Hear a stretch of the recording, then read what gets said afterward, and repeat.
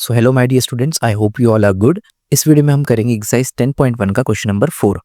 Find the area of triangle two sides of which are 18 centimetre and 10 centimetre and the perimeter is 42 centimetre. Okay, so इस triangle का area आपको find करना है जिसकी दो sides 18 और 10 है। ओके, तीनों साइड्स नहीं गिवन है, इस बार आपको 18 और 10 गिवन है।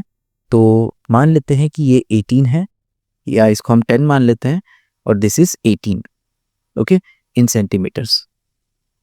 और आपको यहाँ पर पेरीमीटर गिवन है, पेरीमीटर यानी कि तीनों साइड्स का सम गिवन है। तो ऑब्वियस ही बात है, इस पेरीमीटर से हम थर्ड साइड इजीली कैलकुलेट कर सकते हैं और फिर उसके बाद एरिया फाइंड करेंगे। तो सबसे पहले हम यहाँ गिवन लिख लेते हैं।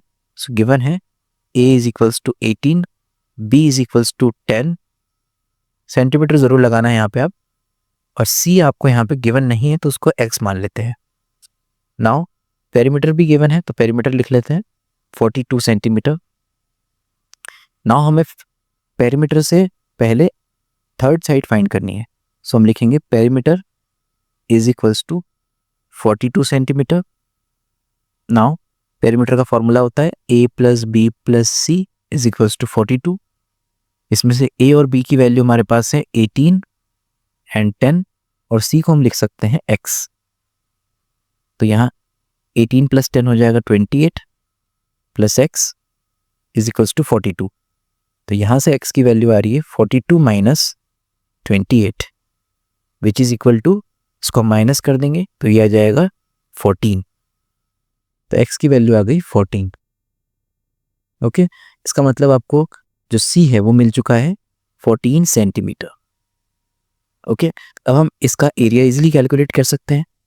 सो अब यहाँ पर हेरोन्स फॉर्मूला लगा करके हम एरिया फाइंड कर लेंगे। ओके, s भी हमने फाइंड नहीं किया है तो यहाँ पे पहले s फाइंड कर लेते हैं। s इज सेमी पेरीमीटर, इसका मतलब पेरीमीटर का हाफ हमें करना है। सो पेरीमीटर तो क्वेश्चन में ही गिवन था which is 42।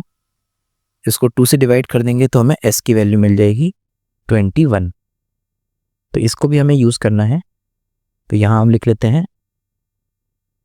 21 into 21 minus 18, 21 minus b की वैल्यू 10 है और 21 माइनस c हमारा आया था 14।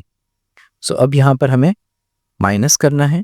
सो माइनस करेंगे तो ये आ जाएगा 3, यहाँ पे माइनस करेंगे तो आ जाएगा 11 और यहाँ माइनस करेंगे तो ये मिलेगा हमें 7। अब आपको फिर से यहाँ पर मेन टास्क आपका है पेयर्स को फाइंड आउट करना। यहाँ पर अभी तो कोई पेयर नहीं दिख रहा है बट आप ध्यान से देखो 7 3 ज़ा 21 होता है और हम यहाँ पर 21 को लिख सकते हैं 3 इंटू 7।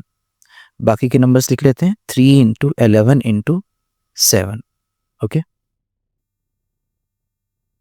तो यहाँ पर पेयर्स बन चुके हैं। अब उन पेयर्स को हम बाहर निकालते हैं तो रूट के बाहर निकलेगा 3 और 7, लेकिन अंदर बच जाएगा 11। इसका मतलब 21 under root 11, this is the area of the triangle. Okay, I hope आपको क्वेश्चन नंबर 4 समझ आ गया है। नेक्स्ट क्वेश्चन हम नेक्स्ट वीडियो में सॉल्व करेंगे। Thank you.